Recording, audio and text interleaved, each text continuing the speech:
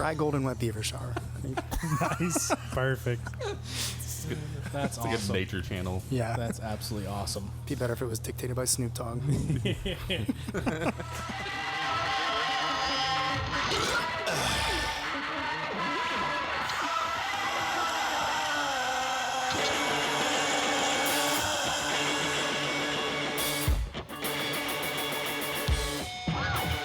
Welcome to another episode of Hoppy Craftsmen. We're here at Arizona Wilderness. Anybody want to introduce themselves? Yeah, we have Nate, as usual. Jeff. Cool. With us today is Chase Saraiva. Yeah, Chase Saraiva, head brewer. Yeah, head brewer at Arizona Wilderness. This is an awesome one. We're here in the tap room over at AZ Wilderness at the high top in the main area, and we're gonna record an awesome episode here. Yeah, thank you guys for coming out. It's been Dude, good thanks so for far. having us. Seriously, Of course. we're like, he said yes. What? Wait, what? All So right, you're cool. saying there's a chance. You sent him the link, right? He actually listened to it. Yeah, I Okay. completely misrepresented us. Wait, this isn't the perfect pour? I was like, dude, we're huge. The Brew Network? Yeah, this is the first. We represent Draft Magazine. Oh, no, cool. yeah. No affiliation. Where's no Zach? affiliation. Right. So cool. So I guess first is always the standard craft beer. What craft beer got you into craft beer technically? Or what Yeah, beer got just you to into kick it? off. That way it's... Yeah, for sure. Honestly, it was Dogfish Head, the Palo Santo. Nice. So that was, kind of crazy. Wow, that's a unique one. Yeah, right. It was in college, and a buddy bought like a little 4-pack of them from a local mix and match 6-pack shop, and picked that one out and was kind of blown away. Like, I've never experienced anything like that. This just big brown ale. I was aged gonna in say, Palo remind us Santo what the wood. That's Yeah. right. Okay. So I think it was, I don't know if the ABV's changed. It was probably around 12% at that point. Oh, no kidding. Yeah. Woo. Aged in this Palo Santo wood that just gives off these crazy vanilla notes. And yeah, Nice. it was That was it. insane. It was like, oh, Coors Light to this? Like, wow, this is incredible. That's amazing that your palate could take it. Yeah, right. You know? I was just so intrigued by it. It Yeah. was pretty That's crazy. awesome. Well, killer. So I guess going to that, we then may get into... I mean, we just want to know, like, I don't know how long you've been here at Wilderness. We'll get into that, but what was your, journey in craft beer up to getting here? Just to come in over here. Yeah, of course. It's been a wild ride and a very fun one. Yeah. So I went to school for molecular biology. I got my bachelor's in that, with the intent of becoming a dentist, actually. Really? So yeah, I got to my senior year in college and was kind of studying for the DAT and about to start applying for dental schools, and just took a step back for a second, kind of like a reflection moment, and realized that's not what I wanted to do for the rest of my life. Yeah. Another 7 to 10 years of school on top of student loans, on top of staring into people's mouths. Yeah. Didn't sound very appealing. Right. But I've always had this infatuation with craft beer. So throughout college, there was a local mix and match 6-pack shop, and I was on the swim team, so we didn't go crazy during the season drinking wise. Right. So we'd go to this 6-pack shop and just pick out a couple bottles and try them. Mm-hmm. So that was kind of like I said, like the introductory period.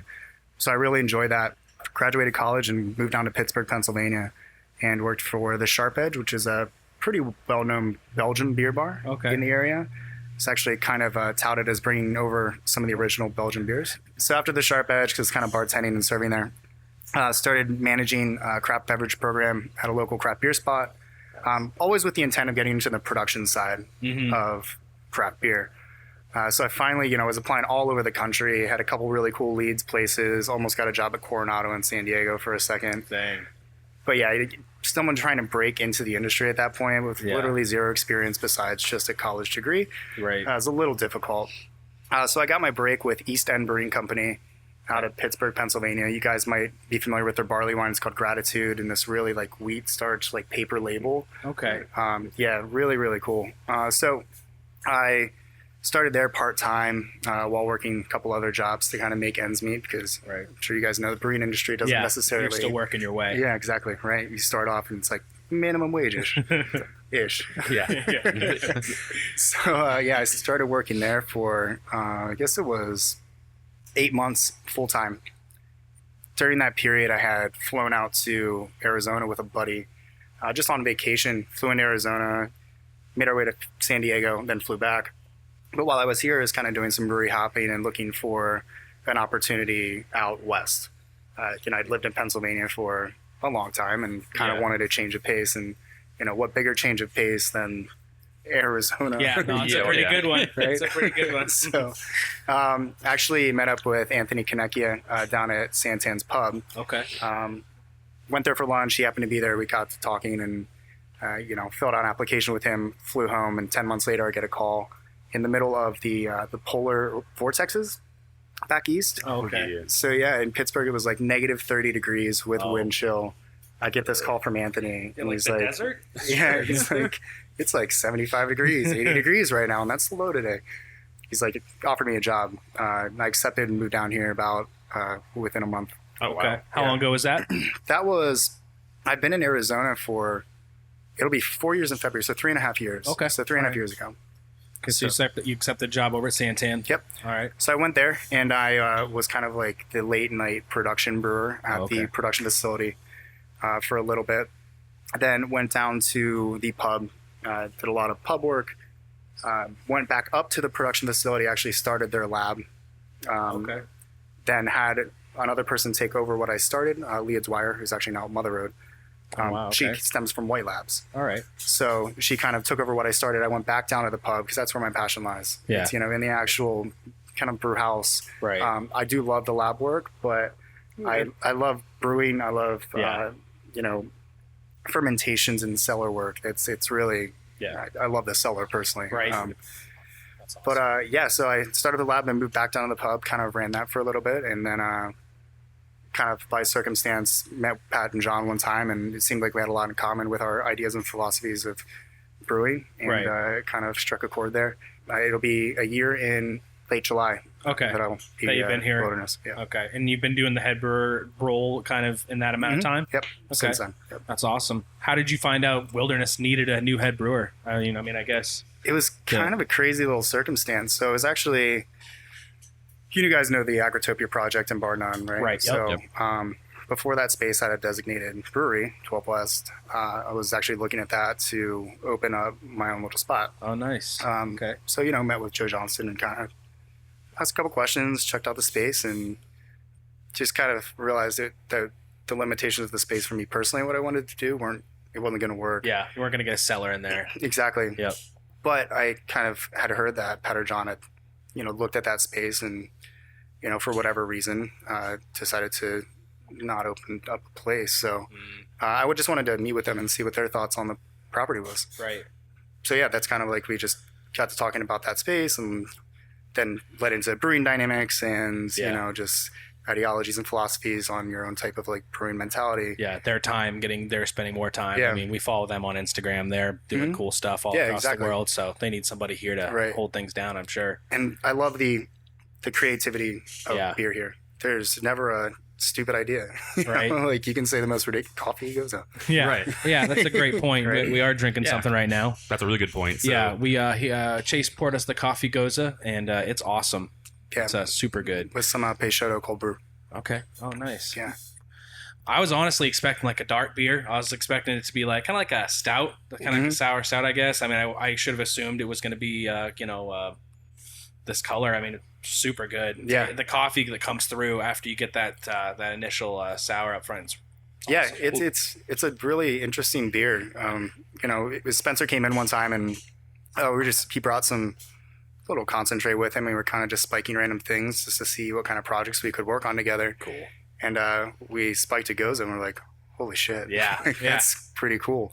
Yeah, the coffee flavors that come off at the end of that are nuts. Yeah. Right. Even from the aromas have a lot of coffee kind of as Right. well. And for anybody that's listening on the show, it's a very light color. It's like straw, maybe a little brighter than that. I was totally blank. Yeah, it's all right. It's just a little brighter than that. But yeah, not even close to being something that, like you said, I would. Super good. Right. And I like it. It's actually it says 3.1 up there on the board, so that's easy drinker as well. Yeah. And being this early in the morning, it's really nice for us, right? Good one to start the day with. Two of my favorite drinks in one. Yeah. Can't go wrong. Now, I was going to ask you a little bit about your home brewing. I mean, I'm not let's get sure. into that.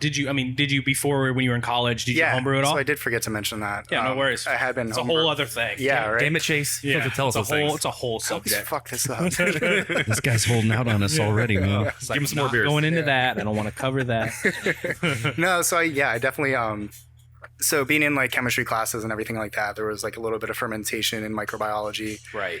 throughout the course of my college career. So immediately after college, I did one, I think partial mash homebrew kit on the stove. Yeah. I think it was a rye IPA. Something Nice. super basic. Just get like an extract kit. Yeah. Okay. Exactly. So I forgot. I did 2 of them before I went into all grain.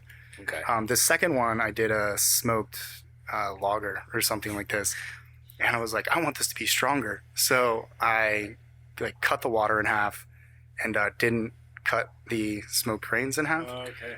So it was just this disgusting Liquid smoke. liquid smoke beer. That I ended up keeping these 22-ounce bombers around for like 3 to 4 years, and it kind of like mellowed. See it and, mellow? Yeah. Yeah, became kind of nice towards the end of its run, but That's fun. yeah, that was disgusting for a little bit. Have when you're, I mean, do you call upon that experience? I mean, I was gonna say call upon that experience when you switch to such a large system, but I mean, does any of it really translate when you obviously it's the basic process still the same. I mean, I think everything you learn from the beginning of homebrewing up until tomorrow is beneficial in brewing. You make mistakes. Yeah. You experiment, you make mistakes, and the thing you need to do is learn from those mistakes. Right. If you don't learn from those mistakes and you keep making them, you're not doing anything. You're not evolving. You're not evolving. You're not learning. You're not really challenging yourself. How have your beer styles that you like to brew changed? I mean, have they changed a great deal? I mean, sure they have. Is it you guys are always brewing new and interesting things here? So I mean, it must be wild the options you have. It is kind of funny. I mean, when I was homebrewing, I would brew IPAs and kind of Belgian influenced beers. Right. Here it's everything IPAs, Belgian influence. You got saisons. You got tons of mixed culture stuff. We have a black ale with juniper. Right. So it's cool. I like experimenting. Styles is one thing. When you really kind of expand beyond styles and start thinking about flavors, I think you can really develop some cool projects. Yeah, definitely. And I think that's not necessarily like the secret, but I think it's one of the things people oftentimes focus like, I want to brew the best Munich Helles or the best, West Coast IPA, or the best even New England style IPA. Mm-hmm. But when you actually start thinking about the different flavor compounds across the broad spectrum, really, of life, you can develop some really interesting, cool beers. Yeah, when you get out and think outside the box just a little bit. Exactly. Styles are great to start off with. Right. Is that like a big bonus to you from the 2 things about Wilderness that always set it apart for me is, one, you guys are like in my backyard, so when I heard there's a brewery open in Gilbert and that it was like 2 miles from my house, that was like a bonus. But then, I start coming here and you guys have so much variety. It's kind of like the Forrest Gump of breweries. You never know what you're gonna get, and that's the cool thing about coming here is you guys have like your stable beers. They may not always be on tap, but they're always gonna be here. After like a month. Yeah. But I mean, you guys go through all these different variations of variety, and you guys are always experimenting. And it's the stuff that we see. I'm sure you guys probably do stuff that may or may not work out, and it doesn't go on tap. But the stuff that you guys are pulling off is amazing. I just love being able to come here and have that variety, always. You never get stuck in a rut. And I won't mention any by names, but there's good breweries around here that I used to frequent a lot, and I've just pretty much stopped going because there's only going to be 7 or 8 things that they always have that are there. Maybe 1 or 2 here or there, but they don't kind of push the envelope. It's like, hey, like you said, it's a standard basic vanilla style that you're going for, and you guys are doing this crazy stuff, and I just love it. It's easy to be safe. It is. I'm sure, especially in craft beer, it's easy to stay with those kind of like juicy IPAs. Just stick with it. Yeah. So. Sure. My thing is, I was wondering that. Yeah, having to use like locally sourced like produce or stuff you like to go out and forge, or is that like a challenge to you more so than it is like kind of a hindrance, or is that like, because you said you like being creative, but sometimes you're like, I'd just rather brew just a red, like it comes off like a passion here, but you wonder when you get down to it, does it make it harder to get done what you want to get done? I think it's a double-edged sword, to be honest with you. One aspect, it's amazing. The farmer comes to us, Eric from Steadfast, the one saison we just tapped last week is from Brother Nature. Nice. Hey, what do you guys have in season? And they say, hey, we have this, and cool, gives you a lot of ideas. On the other side of that, it's a little bit difficult sometimes. You are limited to what is around you.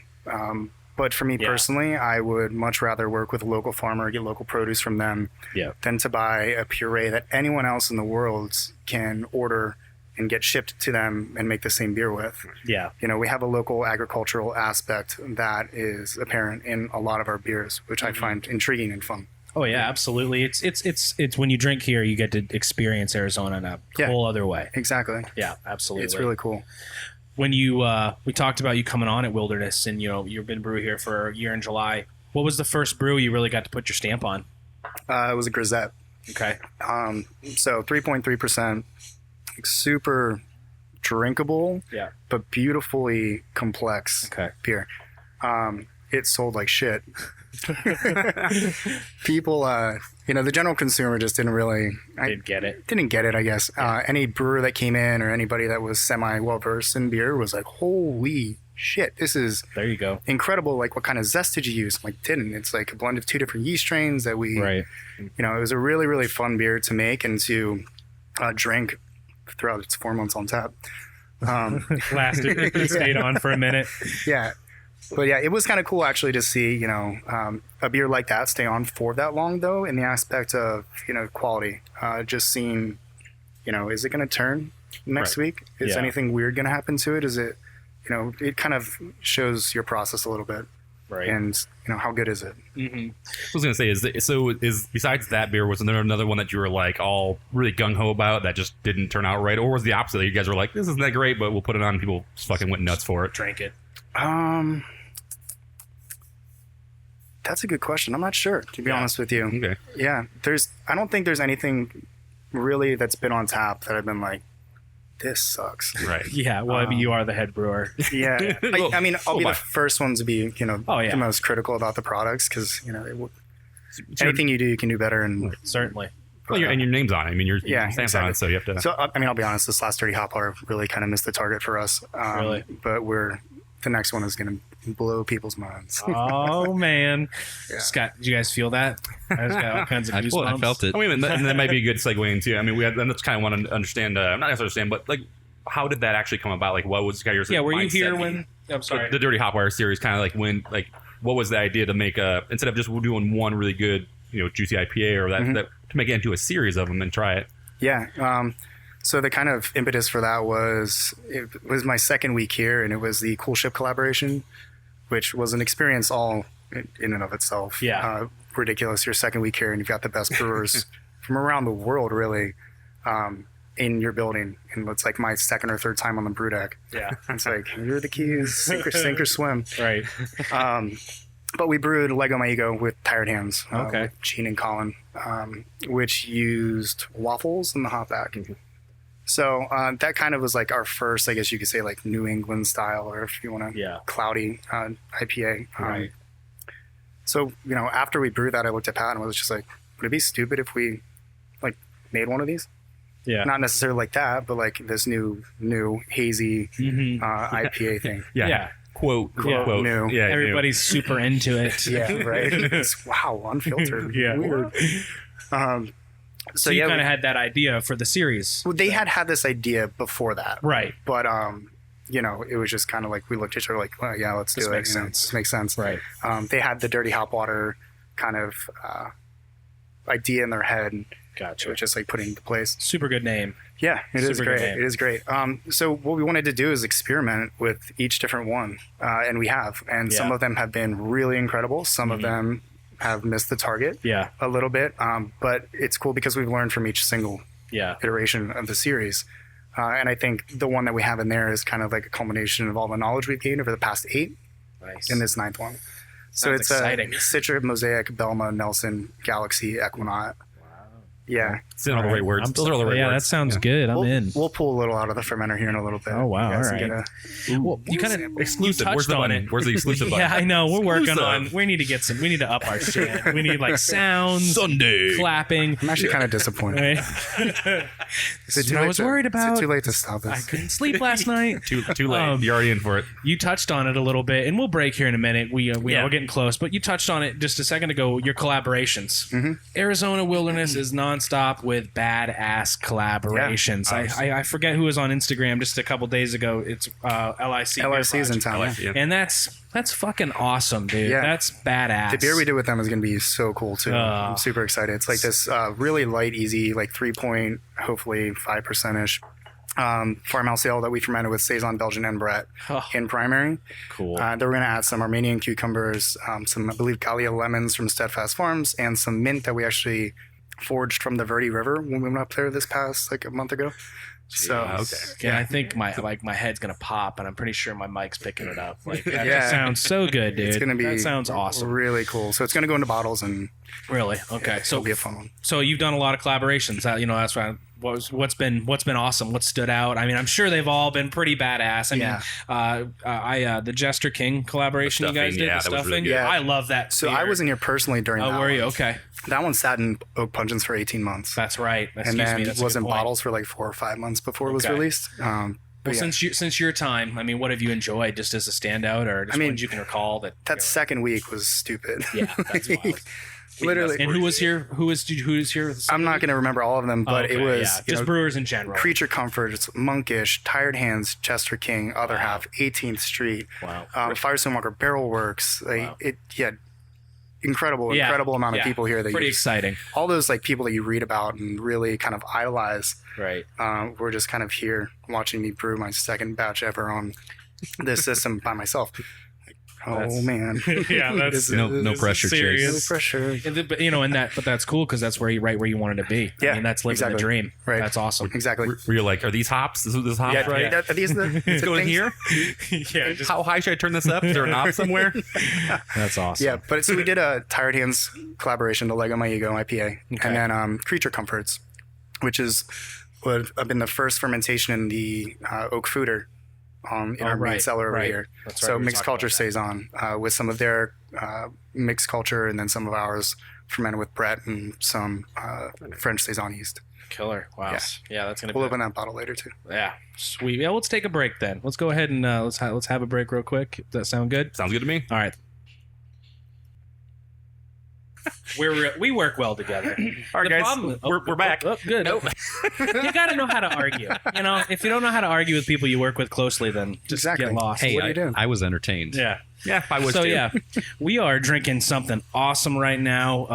Something I thought was gone forever. We're having our Chase just opened up a bottle of Muir's Mure for us, and that's first of all, thank you. Of course, yeah. Wow, No, like I said, Jeff. So I'll so go right good. ahead. I was gonna say it's a pleasure having you guys in, and figured we'd crack some good bottles open and enjoy them. Hell Yeah, the we gratitude we feel is immense. Yeah. yeah, because I was really sad I could never get this ever again, and then Jeff's probably really, really sad. yeah, because he's never had it. Yeah. Right, Jeff? Yeah, this is like it's not July, but it's like Christmas in July. Because these I was out of town when you guys released it. I saw that it was gone really fast, Very quickly. and it's like, well, these guys got some. I'll at least get a sip, and then nothing. Sorry. So you get nothing, and then every time I hear anyone mentioning this beer, it's like, oh my god, it was so fucking good, and I'm It's like, shut up. I I'm don't like, care. Yeah. Get fucked.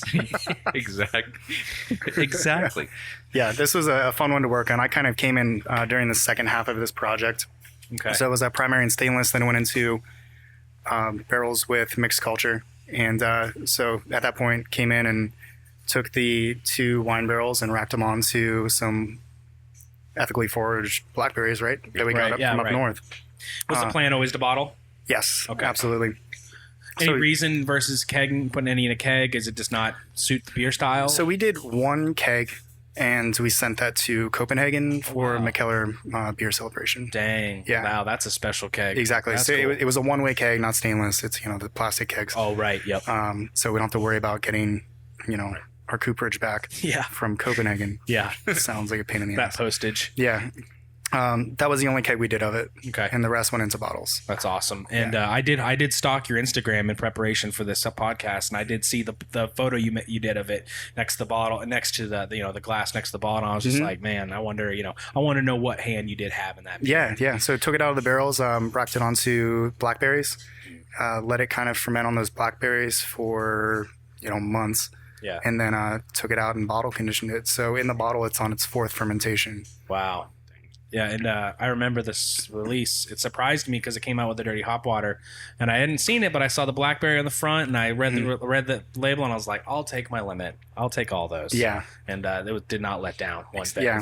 That's what usually happens in line. We're waiting in line. We're like, what are you going to get? I get 1 or 2 bottles. And the time we get up, we're like, Yeah, we're going to we'll buy take it all. We'll get it all. We'll get as much as we can. This gets expensive quick. Yeah. Right. You guys gonna do it again?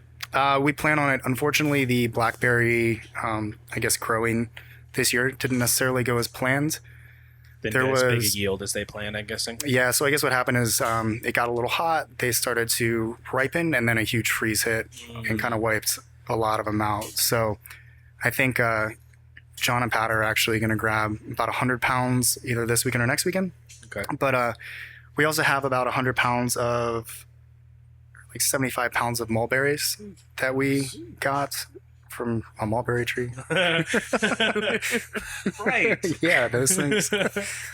So we might just kind of do a mixed berry type project this year. Wow. Muir is definitely something we want to keep doing year Really? after year. Awesome. Get these blackberries and create this project. It's never going to be exactly like this. Our barrels are constantly evolving, and we might try to blend some different barrels together to create an even more depthful project. But yeah, it's definitely something we would like to keep continuously That's doing. super exciting news, because I'm sure the following for it is big enough as it is. I mean, it seems like people. We actually did ask a question on our Facebook, just to people what do you want us to ask Wilderness, and that was like the first one.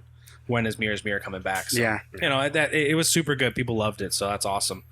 That's good to hear. Yeah, Yeah. I really enjoy the beer too, and I'm glad people appreciate it. It's very champagne-y. It has a kind of champagne-iness to it, which is Yeah, interesting. and we didn't want to go like crazy over the top and make this just like a blackberry juice, carbonated blackberry juice. Right. Because we thought the base beer itself had a lot of complexity to it that we didn't necessarily want to be overshadowed by the berries themselves. So rather try to have that interplay than just kind of like a one-note fruited sour. And that beer was a tribute to a man, I believe, Muir. John Muir. Yeah, John Muir. Can you tell us a little about him? I remember the bottle. I read the bottle like 5 times, and now I can't recall it all. Yeah, I mean, so it's really one of John and Pat's like huge influences on kind of like the image around this place. Arizona Wilderness. Even though we're not necessarily located in the wilderness, we take a lot of inspiration from the wilderness areas. So John really kind of looks to John Muir as, I believe, an idol, and really wanted to create this project around his name. We started tasting it in the bottles, and we're like, yeah, this could definitely hold John Muir's name Awesome. to it. All right, that's cool. The agriculture ingredients to it, and it's a special one for us, and we're glad to kind of put John Muir's name on it and represent us and him. Yeah, absolutely. Cool. I was actually going to talk. We talked a little bit about the Steadfast Farms and stuff, and you guys did a beer dinner last year. I'm guessing, right? I can't remember right at the time. I remember you guys doing. Was it at the farms, right? You're talking about is it Outstanding in the Field? Yeah, that's what it is. I'm sorry. There's more plans to do that kind of stuff, or I mean, it's hot right now, but I mean, in the coming months in the fall, and then is that something you guys are going to do more beer dinners, pairing and stuff? I would love to. Okay. I would absolutely love to. We've done Outstanding in the Field. We also did a beer dinner up in Prescott at Park Plaza Liquor Deli. Oh. So Okay. yeah, I love beer dinners. I don't like when they're done poorly. Yeah. When they're done really well, I think it's incredible. It hits. But to do a beer dinner just to do a beer dinner, I don't think it's something we're after. Which gets done a lot. It does get done a lot. And it, I've been into a couple, not with Wilderness, but, other breweries and, other breweries hosting them, where you can tell that it just was kind of thrown together. And, we've got This was the beer on tap. This is the beer on tap, and that's the food that the chef started making. But Right. I think the beer dinners that really hit for me are the ones where, you sit down with the chef and you talk about the beer, you talk about, what type of attributes it has, what type of food you think is going to go really well, what's Right. going to complement, contrast, things like that. I think where I like to live in the beer dinner world. That leads perfect. You just did Chef Series with Chef over at the Cramp House. Jeff Krause. That place is awesome. First of all, It is incredible. That place is awesome. He's doing a killer job. His team and really hitting. Now you must have. Hella park. Now, how did that collaboration come about? You guys did a series, I believe, a Chef Series. So So this is the first one in the series. The next one will be with Elote okay, in Sedona. So we had Jeff in and just talked to him about like what we wanted to make for the beer. So we basically decided to get inspiration from one of his crepes. yeah, It's like strawberry Nutella crepe. right. Had it. Yeah, and Super good. the main thing I try to hit on with this is like it's inspired by. It's not an imitation of it's not supposed to be a Nutella strawberry Right, exactly. in a bottle. Exactly. So we just talked to him a little bit, and we ended up making this it started off as a Belgian, just kind of like a Belgian pale, not pale ale as a style, just like a pale Belgian ale. Mm-hmm. And so we went in, we had some ancient blue barley, or ancient purple barley actually, from Hayden Flour Mills. Nice. And then Jeff actually made a strawberry herb kind of reduction sauce. Nice. That he uses a lot of times with his crepes, and brought that to us, big 5-gallon batch. I remember asking him, like, hey, can you make this for us? And he's like, yeah, sure. How much do you need? 5 gallons. He's like, oh, Yeah. when do you need that by? Yeah, I guess But he made it happen. Yeah, and it was great. He brought it in, and we added that post-primary, kind of kicked fermentation back up a little bit. And then we added some cacao nibs from Zach's Chocolate in Scottsdale. Yeah. So really cool. Some vanilla beans, and then actually during bottling, we juiced 50 pounds of local strawberries and actually added them in as a portion of the conditioning sugar.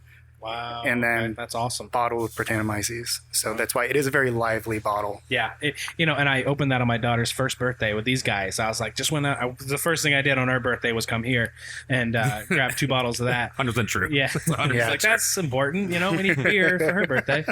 And I watched your Facebook video about opening it. So the night before I was like, all right, I need to pay I know how to attention do this this. shit. All right, he told me I'm it's pro. my fucking problem now. Yeah. So obviously we're standing around in the kitchen, and I completely forgot because Yeah. I was shooting the shit, and half of it went everywhere, and I was just like, that's right. Oh, yeah. He told me That one This is my fault. Time that I... Yeah. So no, but that was super good. I mean, we enjoyed the hell out Yeah. of that. When it warmed a little, obviously you got that. The cacao or whatever. Yeah. It's super good. It's cool. So. It's really cool. Like, that's some of the beers that I try or strive to make are the ones that are incredibly deep and complex. And when you get those beers, and we made a couple of them here. We have a couple of them in barrels right now. I'm super stoked about. When you get those beers that just change within the course of each sip, not only with it warming up, but just like as it sits in your mouth. Yeah. Those are the most incredible beers to me. Absolutely. Striving to make those beers that are just hit on all cylinders and really challenge you as a consumer and a drinker to figure it out. Yeah. Those are intriguing. Yeah, it's They're fun. exciting. Yeah, that's awesome. Yeah. Yeah, I came here and had some on tap. That is like Thursday or Friday. I think it was on Friday. And again, it was like you kind of get that Brett Forward jammy taste, and then you smack your lips like, oh yeah, there's that vanilla and chocolate. Yeah, and it warms up. The cacao comes out a little bit. So and amazing. It's a fun one. Then you get notes of strawberry at some points, and it's not like an over-the-top strawberry beer, but you do get some strawberry. Exactly. And I think a lot of people have they look at that beer and like they see strawberries on the draft You're sign. like, awesome strawberry beer. And they see strawberries on the label, and they're like, "Oh, cool! I love strawberries." Strawberry milkshake, what? Right. So, yeah. Then they try, and they're like, "There aren't any strawberries in here." Well, there are, but Yeah, don't worry about it. I think that's what I like most about Wilderness is you guys they do like the pecan pie and the peanut brittle, and Right. Then they chuck whole pecan pies in. Yeah, right. So- but you have that expectation of what I think a normal consumer would have, where it's like, this is going to taste like freaking peanut brittle. Yeah. But you get here, and I mean, your beers always taste like beer first. And, I never have to worry about being assaulted by some super cloying, sugary mess. Right. Yeah. Absolutely. And just to piggyback off that, I feel that was one thing I always felt the same way about Wilderness. It's like you see grapefruit goza. It's like, okay, grapefruit's in the name. That is such a warning sign for me when I see beers with grapefruit juice names or any other fruit juice. But I know how you guys did it. Yeah. You took a bunch of grapefruit and you chucked it in, and that's way different. Yeah. You didn't add a bunch of grape juice concentrate. You didn't No, not at all. you didn't juice a bunch of grapefruits and chuck them in. You took in, and throw them in, and that, I don't know, it creats a different beer for sure. It does completely. And it was cool. Eric came to us at the end of citrus season this year and was like, "Hey, I've got 800 pounds of grapefruit left. Can That's you take them?" Like, absolutely. Best So we summer made- beer. I mean, yeah. one of the best summer beers. We made another grapefruit goza and then a grapefruit refuge. Right, that's Good right. stuff. Yeah. So it's kind of cool, like I said, to work with a farmer and, hey, I've got this. What can you do with that? Or like, hey, can you help me with this? Like, I have extra. In the bitterness that came out in the refuge, the grapefruit refuge. I mean, it was awesome. I mean, it gets so concerning. Like I said, when you see those, whatever fruit in front of a beer, but you guys do it Yeah. super well. Yeah.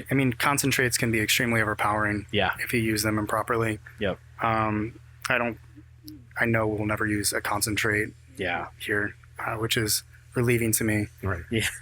You'll never be asked that question. Right. It's a lot more work to process this fruit yourself. Right. But it's a lot more rewarding.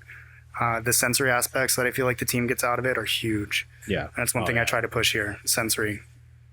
So much. That's awesome. So we actually started homebrewing again just recently, and we were actually talking to ourselves about stuff, and that's actually a good kind of point is how do you actually use fruit and beer like that and then not worry about contaminating it with other bacteria and stuff? Like, what are some things you could do? There's a big smile on his face. I'm really interested to see. Don't give away your secrets, I guess, but No, there's not really much secret.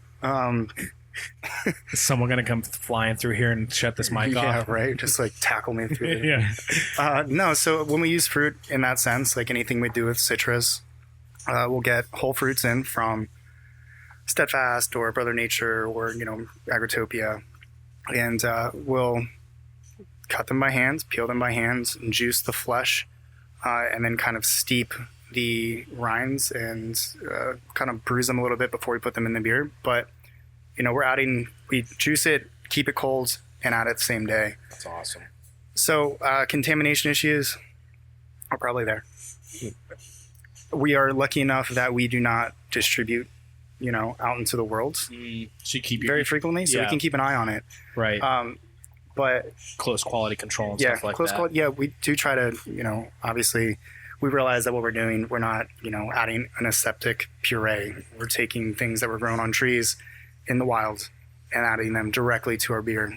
Things with Gozas, it's nice that it's at, 3.3, 3.4 pH, which is a pretty hostile environment to begin with, on top of some alcohol. And then oftentimes we do add some hops after, kettle souring. Mm-hmm. So we do have a little bit of IBU in there. Right. If it sours, it's kind of already sour. It was the point anyway. Yeah. this is on purpose. We did this on purpose. Yeah, exactly. I mean, I think we would definitely have to reevaluate our processing if we, decided to distribute to 10 different states across the country and, have a steady line of distribution. Right. I don't think that's something we'll ever want to do. Mm-hmm. So it does provide some advantages for us. Absolutely. And we always keep it in mind. We know it's something that's there. Yeah. And I think it would be fun sometimes to send to a lab just to see. Yeah. No, seriously. But we've also, on the same token, like you said, that Grisette sat on tap for 4 months. Didn't develop any off flavors. Didn't really oxidize much. We've had, cans that we sit out and keep to the side for a couple months that will crack open, take pHs and gravities on and, stable gravity from the time it was packaged, stable pH. So we know we're doing a lot of things right.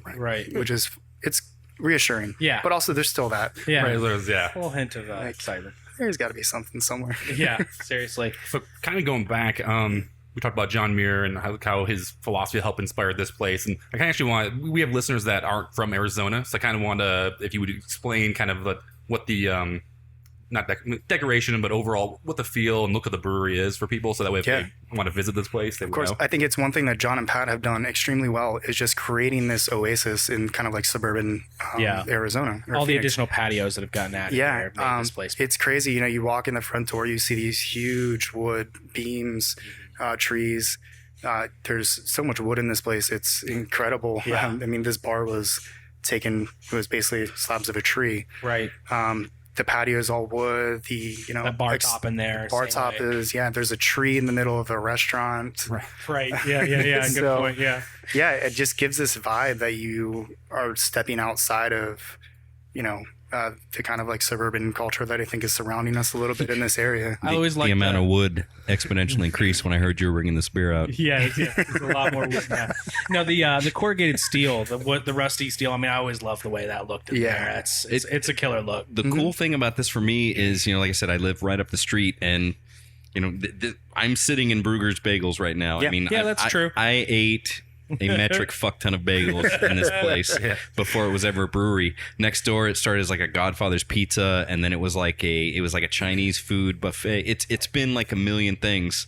So it sat there empty for a long time. When I found out the location, it's like, well, shit, that's right up the road from me. But yeah, sitting here, this this doesn't look anything like it used to. So No. I always got to go back and be like, oh yeah, I used to eat bagels here, and it doesn't look anything like that anymore, which is really cool. Yeah, I don't know if you guys have been back there recently or seen it. Never have. We'll go on a tour later. Sweet. Don't have to ask that question anymore. Whoa, exclusive. Where's the exclusive button? Yeah. Damn it.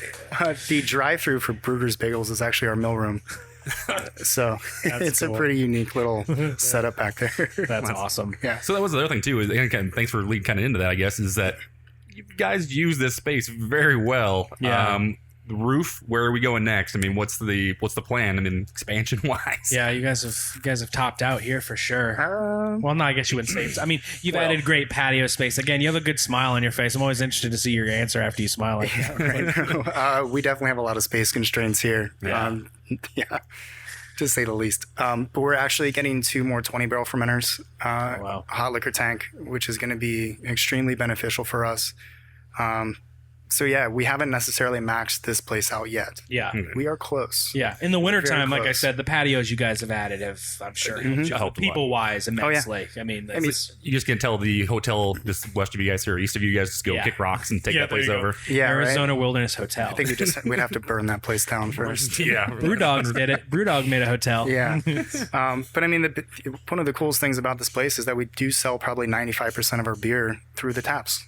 Yeah, that's awesome. So That's we good do need business. seats. You know, we need people to come here and drink beer because that's the model that we like. Yeah. We don't like our beer going out into the world and not being able to keep track of it. And Right. like, who's going to take care of it? Are they going to take care of it well? Like, Yeah. Right. Is it cold? I don't know. Is it being poured properly? Yeah.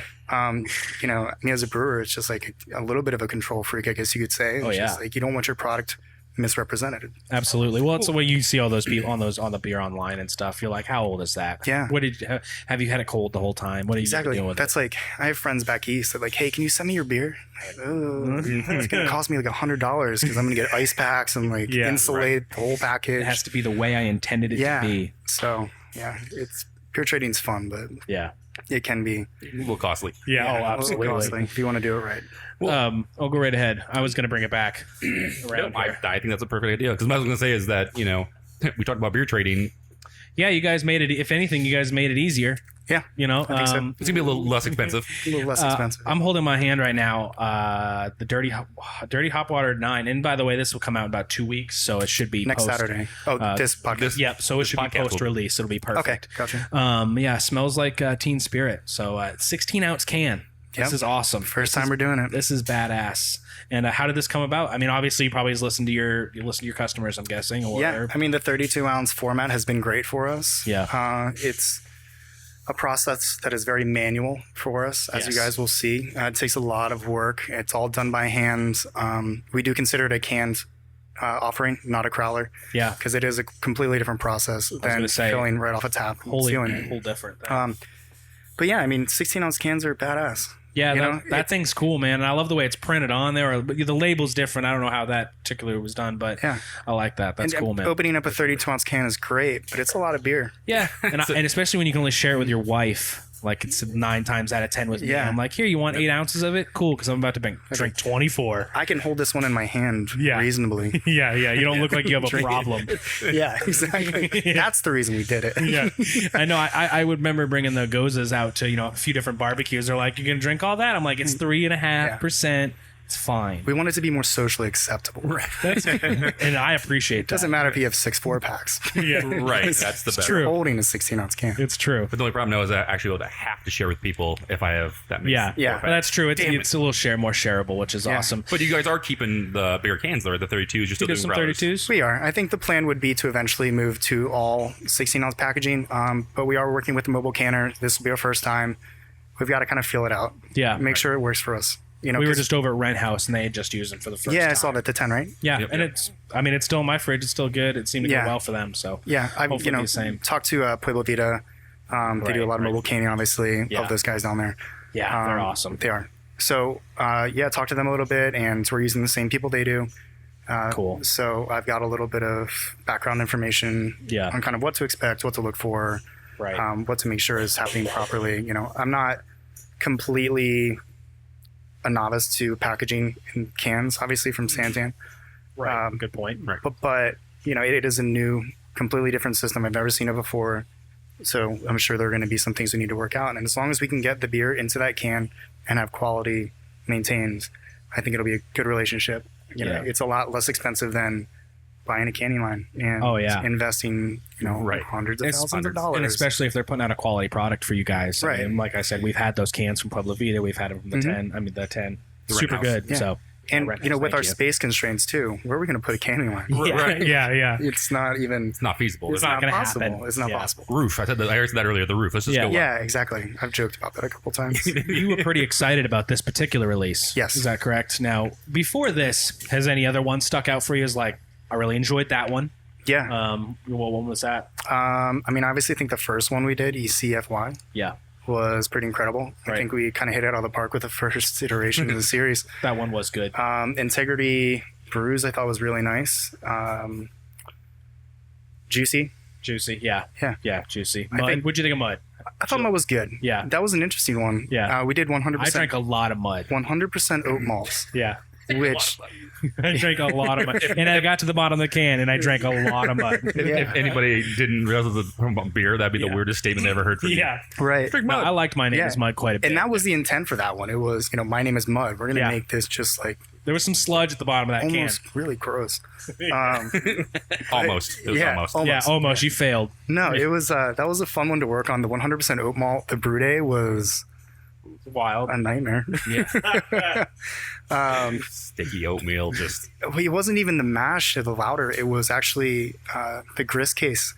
Okay. Getting the oat malt to actually fall into the grist case, into the auger, and make its way to the mash tun. Oh, okay. Because it basically, are you guys familiar with oat malt? It's like a husked oat, right?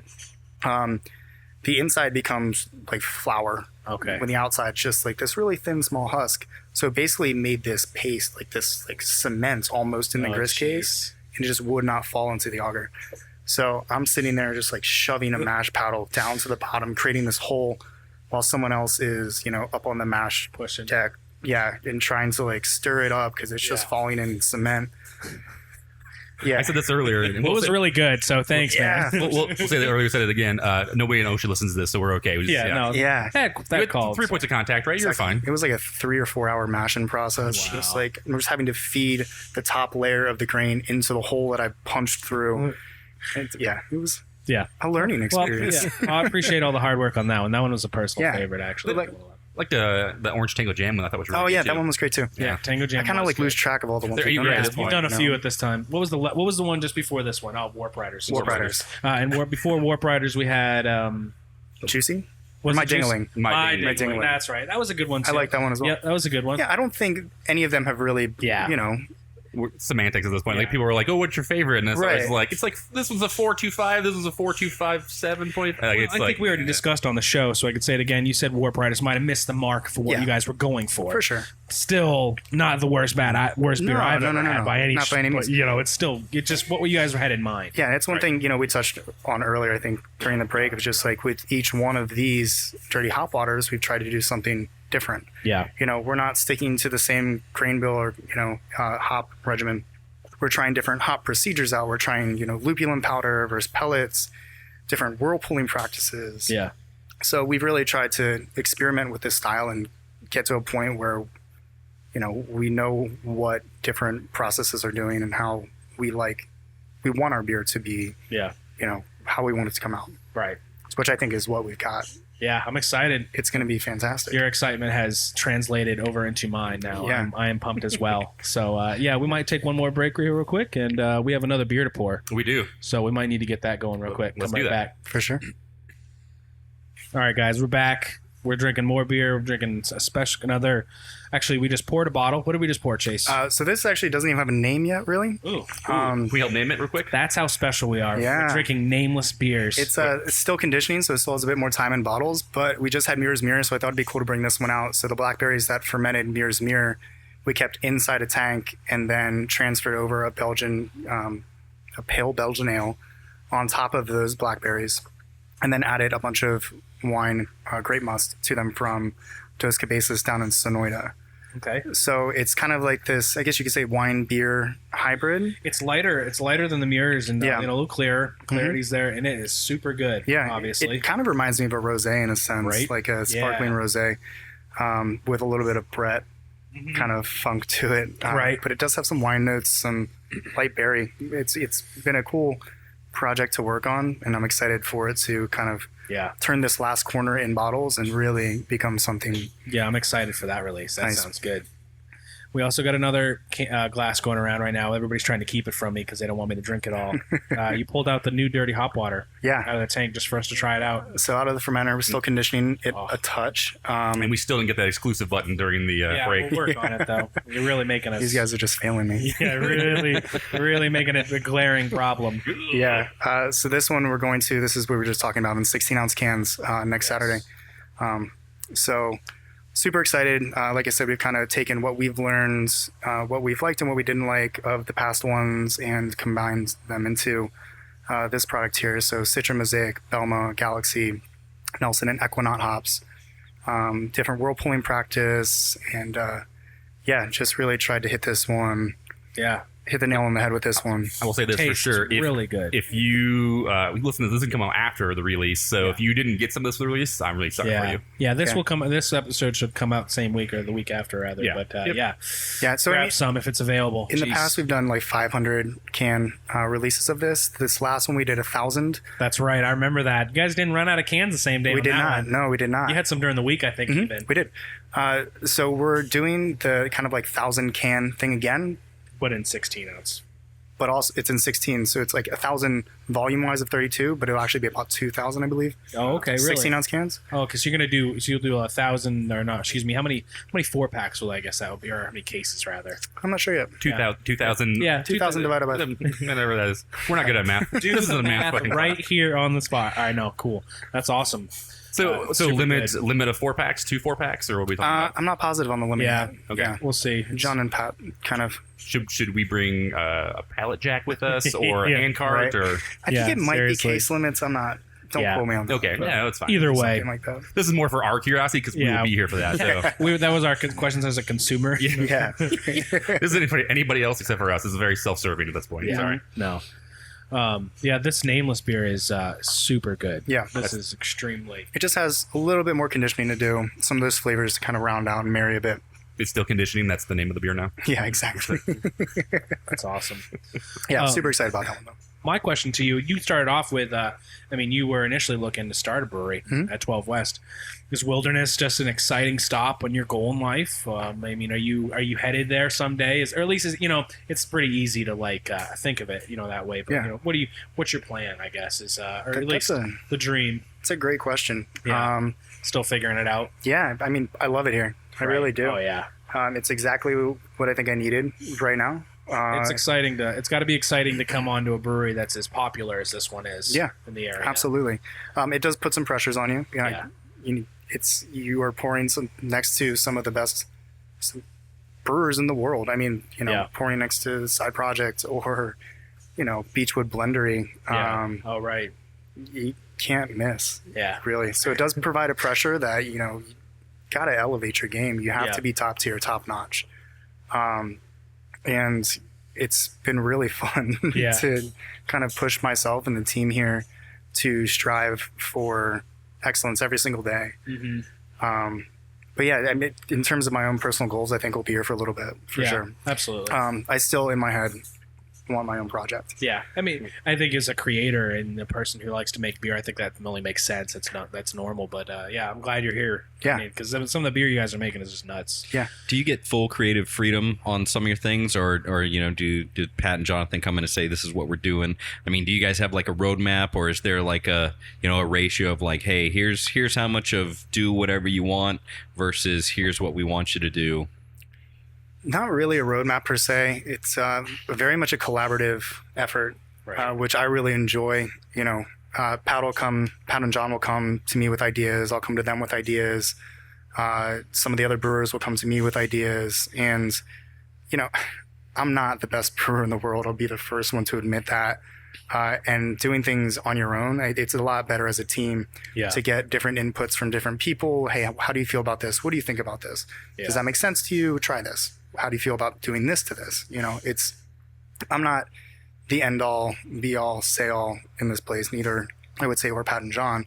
Yeah. We really try to work as a team, as a unit to put out the best beer we can. And you think that's a good way to go at it? I mean, Yes. I mean, the beer you guys make, obviously, the collaboration there is awesome. Right. I mean, obviously there's going to be a direction and a focus Right. that stems from somewhere. Absolutely.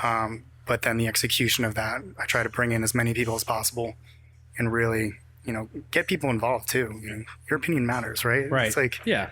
so yeah. And to fun. outsiders, it really looks and feels like you guys have a very aligned philosophy with how you guys approach making beer. So that's really cool. I think we all kind of believe in what we're doing here.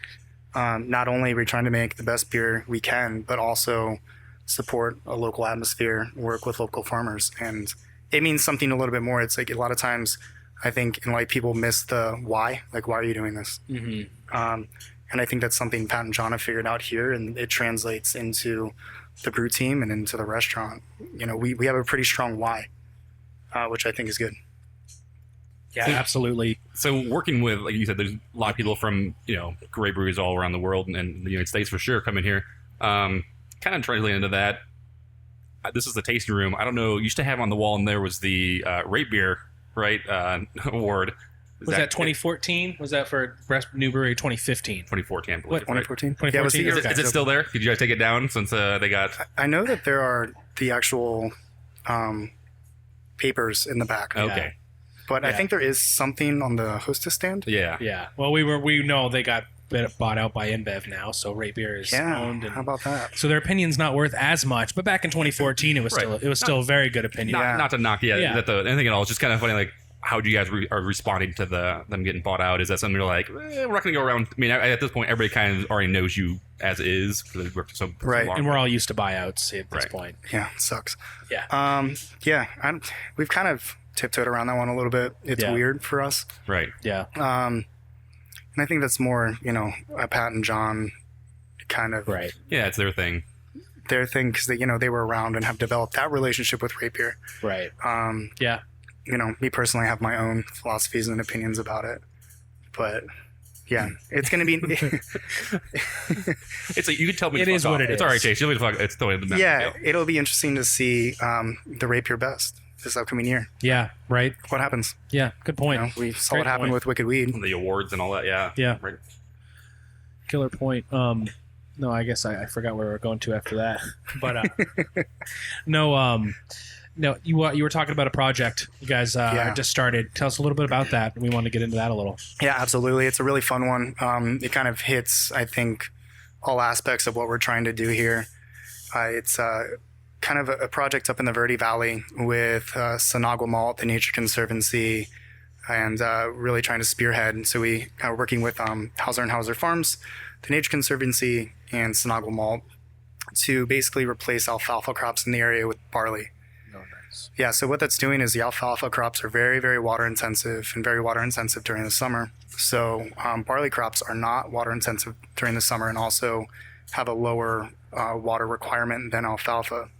So during the summer months, when water demand is very high in that area and the Verde River is very low, barley's not going to need to be watered. Right. It's not going to have nearly effect on the environment. Exactly. In that area. So eventually, what we're looking at in the course of 3 to 5 years is actually raising the level of the Verde River, which is, a river that feeds Phoenix. Yeah, absolutely. So some water conservation, sustainable practices, but also, it's kind of cool because we'll have Arizona grown and malted barley. Yeah. And we're looking at badass. transitioning over to 100% of this product for all of our beers. Wow. So, yeah, That's it's cool. super inspiring, fun. That must be a large property then. I mean, I'm guessing you guys are going to be making a lot of barley up there. Yeah, I think right now there's, I want to say 140 acres. No kidding. Wow. Yeah. There you go. That's Something awesome, around those man. lines. So is that going to be something that is only to you guys, or be open up to No. other? It's going to be open to other breweries as well. Okay, Whoever wants that's to. I mean, awesome. it might be a little limited at first. Right. Yeah. But I don't think we'll even be able to take half of what they're making. So we want other breweries involved in kidding. this. Like, this is Yeah. way bigger than It's us, a big Arizona right? project. Yeah, it's like, this is for Arizona. It's not for Arizona Wilderness. And especially that acreage you're talking about. I mean, that will be an incredible savings in water you'd have to think up there. That's exactly. awesome. We went up there to the Nature Conservancy property. I believe it's called Shield Ranch, and spent the night with Kim from the Nature Conservancy, and just kind of toured the property. And we're driving over like a little stretch of the river that is flowing, but you can drive over it. Yeah. And she said she hopes in 3 to 5 years that you won't be able to basically cross that with a car, and throughout like all periods of the year. Yeah, that'd be amazing. Pretty cool. Yeah, and then hopefully that'll get them there. That's awesome. That seems like a pretty large impact that'll have. Yeah. I mean, that's crazy. That's awesome. And also, the Audubon Society, which we work with pretty closely, actually helped us get on a panel at this year's CBC. Wow. So we were with Sierra Nevada, Bear Republic. Cool.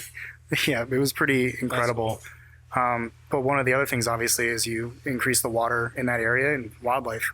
Yep. Right. Absolutely. Start to flourish as well. So there's a lot of impacts. Yeah, it really is amazing how serious Arizona Wilderness takes its role in the wilderness. I mean, like I said, we follow John, we follow Patrick on Instagram. I mean, we see that they spend a lot of their time in the woods, in the Arizona wilderness. They're there right now.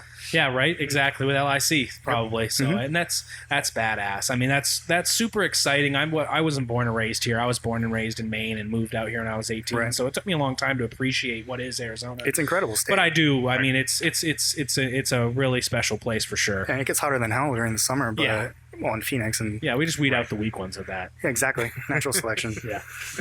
No, that's awesome. We do have some questions. I think we have some questions from listeners. We do. So but we don't sanction these, but well, I wanted to ask a question too.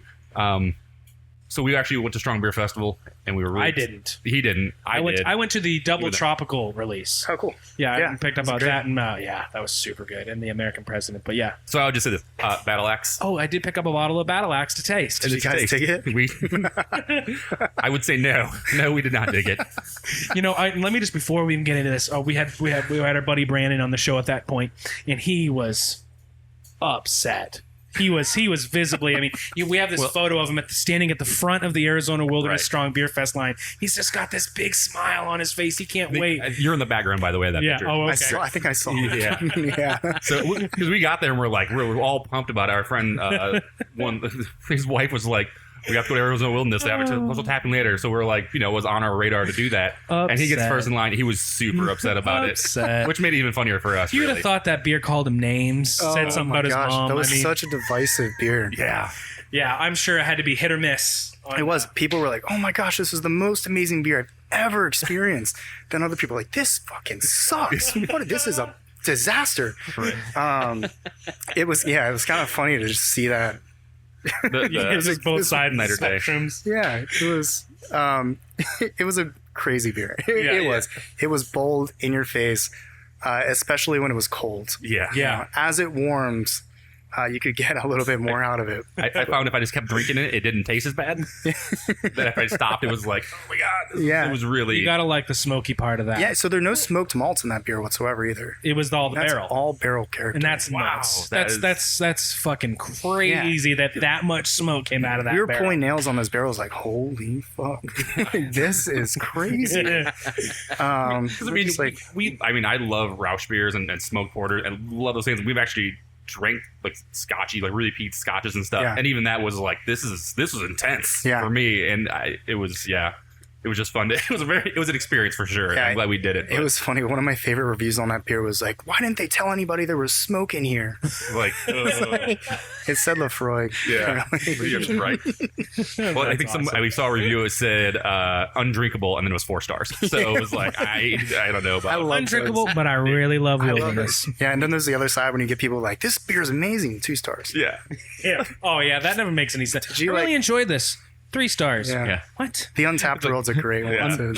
Undrinkable as a beer, but it's an incredible cologne. 3.18 stars. I really enjoyed it. So you frequent on there? Kind of a little bit. To be honest with you, I've never rated a beer on Untapped personally. I have an account. I think it's fun to go kind of just like keep track of what people are saying. And I find a lot of amusement out of it. That's funny. But I don't take it to heart. And it's just as many people that drink your beer, it must be so easy to take that stuff with a grain of salt. You see, I love the comments that are just meh. That's the only thing they say. Meh. Thanks. You're like, dude, that's fucking spot Thanks, on. dude. No, I can really use that to improve myself. Thanks for the feedback. Next time, add less meh. Yeah. No more meh. yeah, right. I was feeling pretty meh when I brewed it, so Yeah. I might have done it. So that's fine. Yeah, Hold on. you should reply back to people's things. Don't ever check a beer in, have 0 check-ins, and just reply. Right? Good feedback. Good feedback. Fuck I with like it. people's heads. Yeah. John and Pat are getting a loan to put in a high-tech meh removal system. Yeah. Yeah, let's get that on the next anniversary cup. They're putting the ductwork Yeah. in now. Perfect. So, Yeah. so as far as listener questions, Yeah, these see if there's there's a anything- couple good ones. so if you could pick anyone to do a collab with, who would it be? That's tough. Because you guys, I mean, I was there's gonna- no shortage of awesome people rolling through here already. Yeah. Man. And I guess I will follow up. Maybe they listen to the show. We can get them to I'll come do follow it up for you. to that question. Yeah. I mean, I can probably tell you a couple. I think it'd be really fun to do one with Corey King. Okay. Side project would be fantastic. And for our listeners, Corey King is St. Louis. Okay. Yeah. Burial Brewing Company. I was Okay. just in Asheville. All right. Those guys are knocking out of the park. We're in the. Yeah, actually, I am wearing the shirt right now. Nice.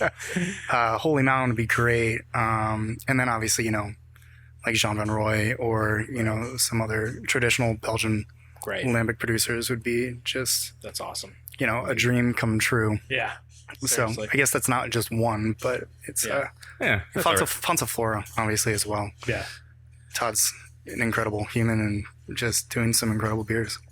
So the next question was Muir's Mure ever be available again? I think we. Yeah, we got that one. The answer is yes. When Yeah. it's when the berries are When the available. blackberries and the weather. And that's cool. I mean, that's why force it. Exactly. We're not going to go out and buy blackberry puree and, hey, Yeah. this is your new Muir's Mure. Yeah. It's not happening. Absolutely. So sorry, it's not probably going to be out this year, but I love that kind of integrity, though. That's No, it's perfect. so badass. What is the coolest brewery you've ever been to? the Sierra, You've been a couple. the Sierra Nevada in Asheville How was that? is Did you go to that recently? like last weekend. Okay, I was gonna say I think I either on Instagram or Yeah. something along those lines. I saw you over there. The most ridiculous brewery I've ever been to by far. Just wild. LEED Platinum certified. Wow. Like just all of the wood that's in that establishment was basically retrieved from the demolition of the property. Wow. And you're driving up this like long driveway, like private drive with bridges and yeah, Yeah. You're just like, it this blew my is mind. cool. Tile everywhere, just like stainless that was cleaner than anything I've ever seen. Just the amount of money that went into that place Yeah. was incredible, but I mean, it was nuts, absolutely nuts. And that's just like kind of like big time. Yeah. Right. Right. Yeah. Um, I mean, I'm sure you've been to plenty of small breweries. Yeah, that the blew most your mind. grandiose kind of brewery I've been to that was kind of like, holy shit, like This is wild. yeah, This is what this can be. exactly. Yeah. Right. Nice. Let's see what else we got here. Let's see. Pull up your Gmail. Would you ever consider launching a beer society with some amazing exclusive releases? I don't know. That's tough, right? Beer Society thing. Your beer is exclusive as it is. Yeah. I mean, sometimes it's hard to get as it is. Yeah, for sure. As of right now, I know there are no thoughts of doing a beer society, Okay. nor do I think that we'll go down that road. Yeah. I wouldn't blame you. It doesn't seem like anything that would match you guys' kind of style Right, so far. yeah. I mean, the way you guys do releases and things like that. But, And not hating on it, oh, absolutely. No. But it meets plenty of areas perfectly, but the way you guys do releases now. Yeah. I'm glad it's not any harder. I don't need it any harder. They can't come to an agreement on the decoder pin. Yeah, right. I there think you it'd be go. really difficult to like come up with a price. Like, how do you know what something's worth before you even make it? Or Right. What's the value Yeah, in something to and, somebody? God forbid, you make 3 or 4 barrel-aged products in a row that are just garbage, and you're like, sorry guys, and Yeah, you don't get anything this time. Or you only get like 1 or 2 releases a year that are Yeah. special, Yeah. maybe. Or, yeah. I feel like kind of set yourself up for failure in a sense, or disappointment. Like then you almost feel like you have Yeah. to provide. Right. So I feel like that could put pressure on yourself too. Oh, yeah. Like, no, we need to release this because people are going to hate us and they're going You to have- review us badly, and so on and so forth. You have 300 people who are expecting a beer they want to buy. Yeah. They want to have. Yeah. So I mean, I guess I kind of, and this is one of the other questions that we kind of talked about before. In that same kind of aspect, would you think about doing online ticket sales for beer releases instead? So instead of standing in line and wait and get a can, I could go online. I know the whole beer release thing we're still trying to figure out. Yeah. I mean, you guys do well with it so far, I think. I mean, it's evolved already. Exactly. A great deal. It's kind of like our Dirty Hop Water series. Yeah. The first time, everybody sat in line for breakfast and cans, and now it's a little different, and that's badass too. And we're trying to figure out, with this space, the limitations we have, 2 separate bars, 2 separate transaction areas. Yeah.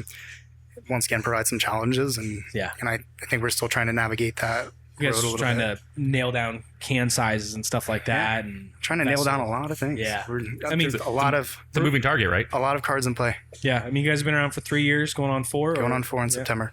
It's badass. So anything special planned for September? So we just put Amprez in barrels. Oh yeah. This past week, so I know that'll be on tap. Barrel aged probably and non-barrel aged version. Other than that, we're kind of like a 1 to 2 week out brewery. Right. So we'll keep the projects moving, and whatever we deem, maybe even this beer right here that we tried, might be during that time. But we'll definitely have some special. It's still conditioning. That's the name of the beer, right? Yeah, it's still conditioning. It's still conditioning. Might be available then. Yeah, it might be available. Cross your fingers. Let's see what else is in here. Where do you see the brewery in 1, 5, or 10 years? Pick a year. Pick one of them. You don't have to go. No. Let's go through each one. One first, and then 5. Yeah, 10 years from now. Yeah, 1 year I don't think will be much different. We'll have 2 more 20s and a little bit more production output. We're keeping up in here pretty well. Obviously, our tap list is kind of depleted currently, but we're working back up. That's funny you guys think that's depleted. Well, we've got 20 taps, and I like to keep them full. Right, that's true. So we've got 12, 13, 14 maybe on right now. Yeah. But I think the growth pattern with us is, John and Pat do like to travel a lot. So when we travel, going to a new city, we'll send a pallet of beer that direction and do, tapping events around these festivals or these collaborations. Just kind of spread the word and get our name out there a little bit more. And I think that's a decent kind of growth platform. We're definitely not going to pair with a distributor within the next 1, 5, or hopefully 10 years.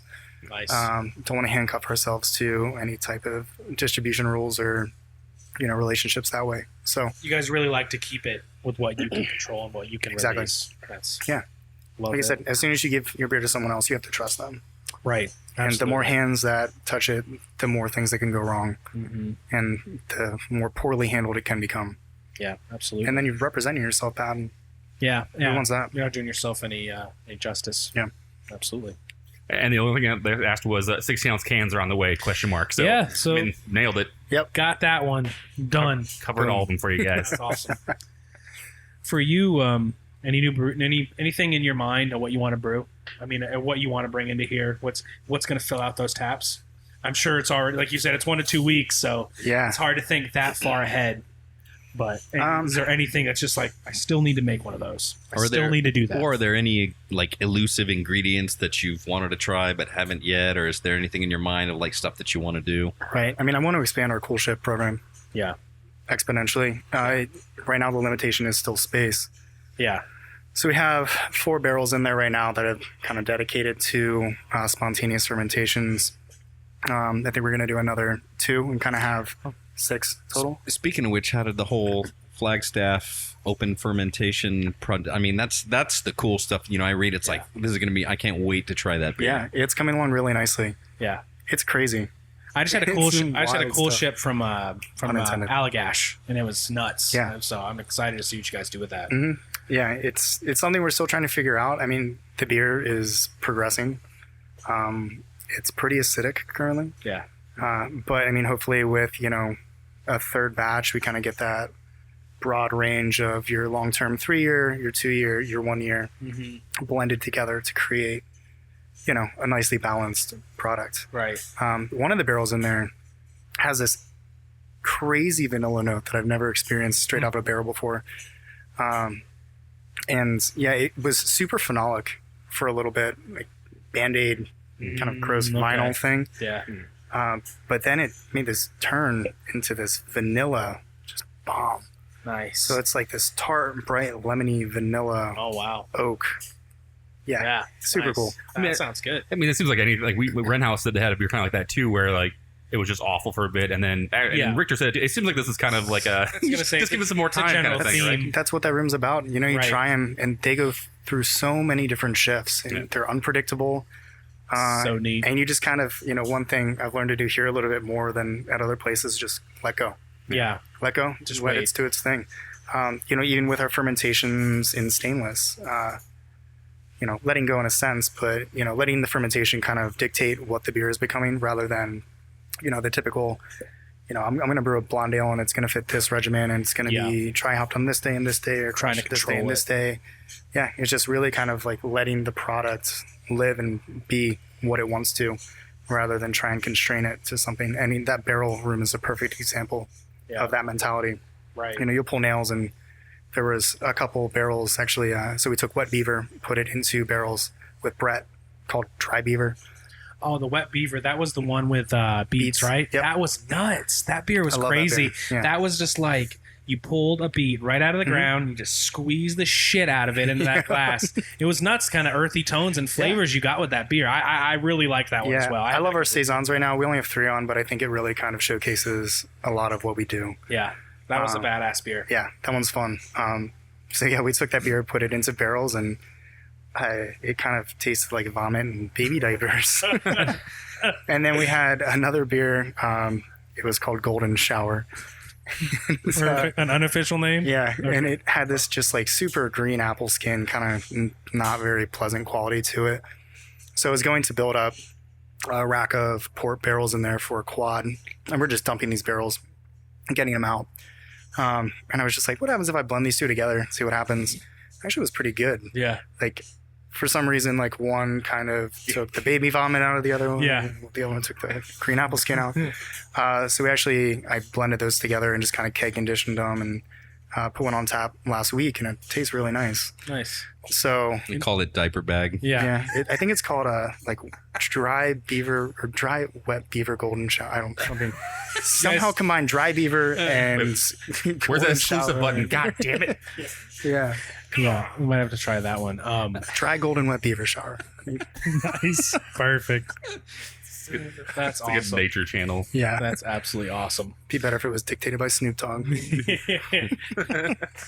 Wouldn't everything. Yeah. If we My could just life get would be better. That's awesome. Wow, man. Yeah, there's a lot of good beer coming out of here right now, and we really appreciate you sharing the ones you did today. Yeah, of course. Yeah.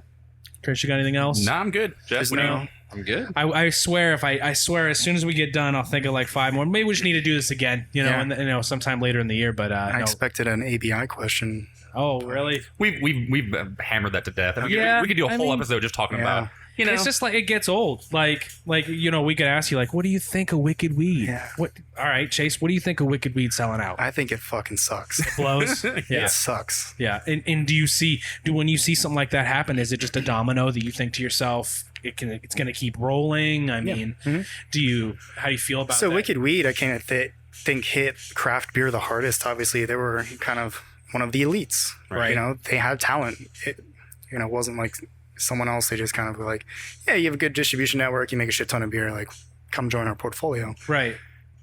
Wicked Weed kind of hit close to home, right? Yeah. I think we all read the blog post that John did on that. Yeah. Just because, it was interesting to get even his perspective on that. Absolutely. And I think he hit a lot of good points. Yeah.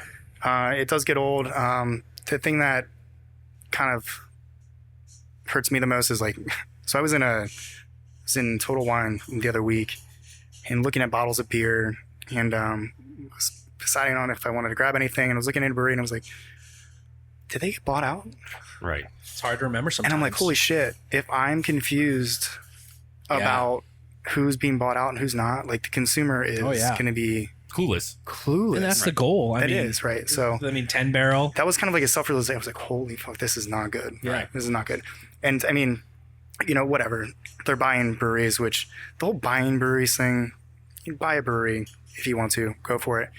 The behind the scenes stuff where, all the lobbying money that they have, Yes. that they're trying to dictate laws and regulations in certain states to basically push their craft brewery out. Making it harder Yeah. for smaller business. All the marketing power that they have, all the ties and, kind of like dirty money you see with those corporations. And, at some point, we're kind of there right now where shelf space is very, very limited, right? Yeah. And as people it's already happening, kind of the same thing happened in the 90s, are going back to, their tried and true beers because they've kind of had a chance to experiment and they've gone outside their comfort zone a little bit. And now they're being overwhelmed with all these products. Right. They're kind of turning back to their comfortable beers. Yeah. And now I feel like Anheuser-Busch or, the big corporations are going to start utilizing shelf space tactic where they're just going to start taking over more and more shelf space. The whole kind of billboard effect at the grocery store where you just see all Budweiser or all Exactly. Miller or whatever. So then, The same company at this point, yeah, right? exactly. So, I mean, for us, I don't want to say it doesn't affect us because it absolutely does. It doesn't affect us in a distribution sales. Because you guys keep that in-house. And Right. But it does affect us because we want the craft beer to progress. Yeah. And if there's anything trying to kind of stifle that or, put their foot down on it and drive it into the ground, that's obviously going to affect us pretty hard. Yeah, absolutely. So, yeah, Wicked Weed was a rough one. The other ones, so even Wicked Weed you can kind of see coming in a sense, their growth pattern and whatever. We've talked to other people who didn't see it as a shock by any means. I was shocked but not surprised. Right. Yeah. Right. I think the consensus from the microbrew community, the people who know, who can actually put themselves in that situation, is everyone seems to believe that Wicked Weed set themselves up to sell. That was their business plan the whole time. Yeah, and just being in Nashville, I was talking to Doug from Burial, who's really good friends with them, and yeah, I mean it's put a strain on that town a little bit. Yeah, put a strain on that company. But from what I understand, I don't really know Walter Luke or any of the Wicked Weed guys personally, but I've kind of heard both sides of the spectrum, like, oh, they're super nice, really have done a lot for the community, which I can believe. But then the other side with they were kind of assholes. Yeah. I don't have an opinion either way. Yeah. I just think it sucks. Yeah, it does suck. And I think one point John made in his blog post was he may not dislike those owners anymore, but they're buying the beers from here on out. After that, after at this point they can buy a beer. Exactly. And that's I think that's a good way to look at it. But yeah, I think that's a good way to look at it. Just to not judge, in such a way. And we talked about it too. When it's you're the only brewer and you're doing the business or whatever, it's just you. It's you can make that selfish decision like I'll never fucking sell out. I will never do those things. But then when you have a business and you have employees and other things, you only have one life to live. Right. There's more decisions that you have to make. It's not just that's getting affected. Right. I think it's the easy way out. And I think there are other ways to do it where you don't support someone that is going to basically stifle the industry or try to control the industry to benefit themselves. Right. I mean, it's a long game. That's what it comes down to, right? I mean, they can last as long as they need to, where they're trying to basically, by buying breweries and them selling out, they're hurting craft beer in general. Yeah. So, but hey, you can drink Lagunitas at a ballpark now. Yeah. You can spend $10 on a Lagunitas now. Yeah. Fucking A. So yeah, there you go.